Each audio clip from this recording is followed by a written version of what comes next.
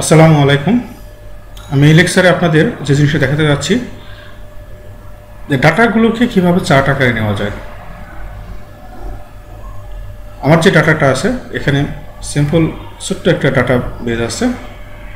এই ডাটাগুলোকে আমি চার্ট আকারে নিতে যাচ্ছি। তাহলে কিভাবে নেব? এটা কঠিন কোনো কিছু না, অনেক সহজ জিনিস, সহজভাবে করা যায়। একটু জানতে হবে, জানলে হয়ে যাবে। তো আমি প্রথমে কী করতে হবে, আমার এগুলোকে সিলেক্ট করতে হবে। আমি যদি টোটাল সহ নিচ্ছি, কেন টোটাল সহ নিচ্ছি সেটাও আমি দেখাচ্ছি, আবার টোটাল ছাড়াও দেখাচ্ছি, মানে ডিফারেন্টটা কি, এই জন্য আমি টোটালটা নিচ্ছি। এখানে ডাটা বার আমি প্রথমে কী করব, ধরেন আপনার ছিল হোমে আসেন, ইনসার্টে যাব, ইনসার্টে যাওয়ার পরে এখানে যে চার্ট অপশানগুলো আছে, insert column or bar chart, আপনি কলাম চার্ট নেবেন না বার চার্ট নেবেন, এখানে ক্লিক করলে যে আপনার চার্টগুলো আছে, এটা হচ্ছিল কলাম চার্ট আর এটা হচ্ছে বার চার্ট। এটা হচ্ছিল কলাম চার্ট, এটা হচ্ছে বার চার্ট। অর্থাৎ কলামের মতো দাঁড়িয়ে থাকবে, আর এটা হচ্ছিল ডান দিকে কাত হয়ে থাকবে।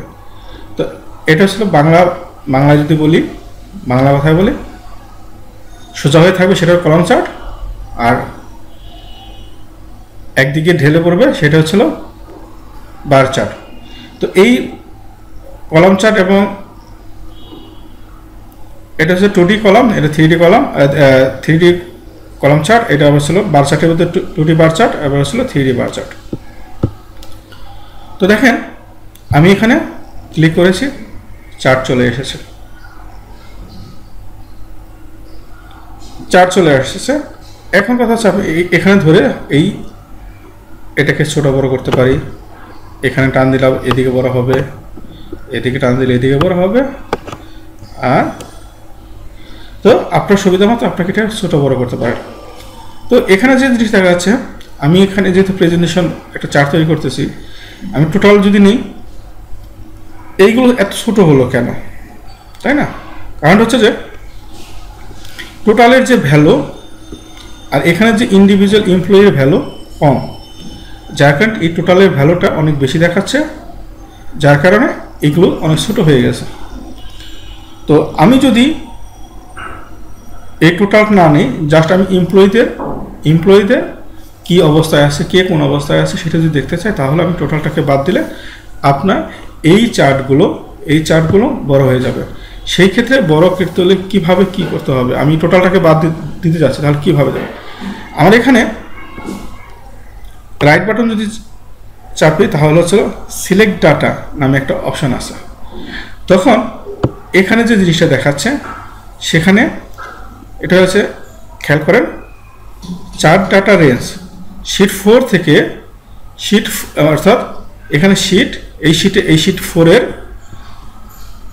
আমার যেহেতু শিটের নাম 4, এই জন্য শিট 4 দিচ্ছে। আমি যদি এটা কোনো কিছু লিখতাম, সেটা দেখাচ্ছি, একটু প্র্যাকটিক্যাল দেখাচ্ছি। আমি সাপোজ আমি ধরেন এটাকে রিনেম করলাম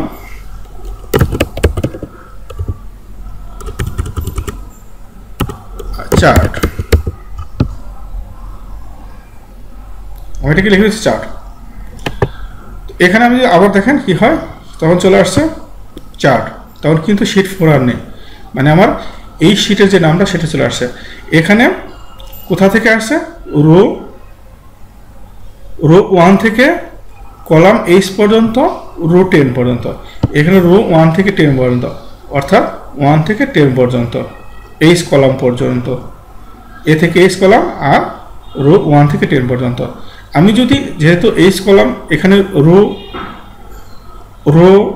10-এ আসা হচ্ছিল টোটাল, আমি যদি এখানে যদি 9 পর্যন্ত যাই, 9 পর্যন্ত নিতে চাই, তাহলে কি হচ্ছে, এই 10টাকে কেটে 9 করে দিলে আপনার টোটালের চলে যাবে। দেখেন তো এখন কি হলো, চেঞ্জ হয়ে গেল, ম্যাজিকের, এটা একটা ম্যাজিকের মতো মন হলো, আপনার ডাটাগুলো চেঞ্জ হয়ে গেল। এখন কথা হচ্ছে যে আপনি যদি এই নামটা চেঞ্জ করতে চান, সবগুলো ডিলিট করে ফেলছি, সরি, আবার নিচ্ছি, আবার দেখাচ্ছি। অর্থাৎ আমি ওটা ডিলিটে চাপ পড়ে গেছে, চলে গেছে। এটাকে বড় করে দিচ্ছি, আগের মতো নিয়ে আসলাম। তো এখানে আমি যদি এটাকে চেঞ্জ করতে চাই, সাপোজ এমপ্লয়ি সেলস স্ট্যাটাস,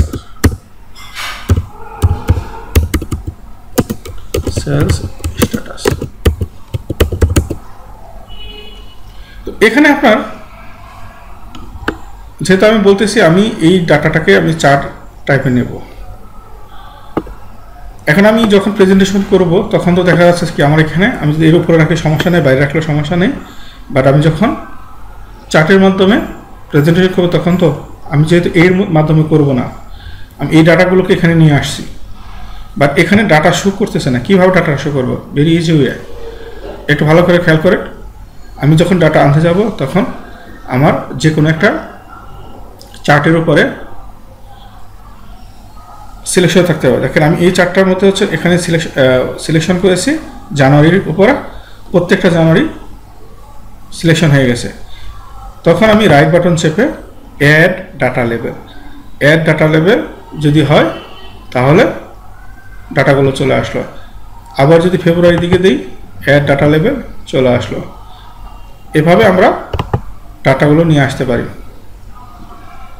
এখন এখানে একটা দেখেন, এপ্রিল দেখাই যাচ্ছে না, মে দেখাই যাচ্ছে না, জুন দেখাই যাচ্ছে না, কারণ এই সময় ওই এমপ্লয়ীদের সেলস কম ছিল বিদায় ডাটাগুলো একদম মিশে গেছে। এইভাবে আমরা একটা চার্ট ক্রিয়েট করতে পারি।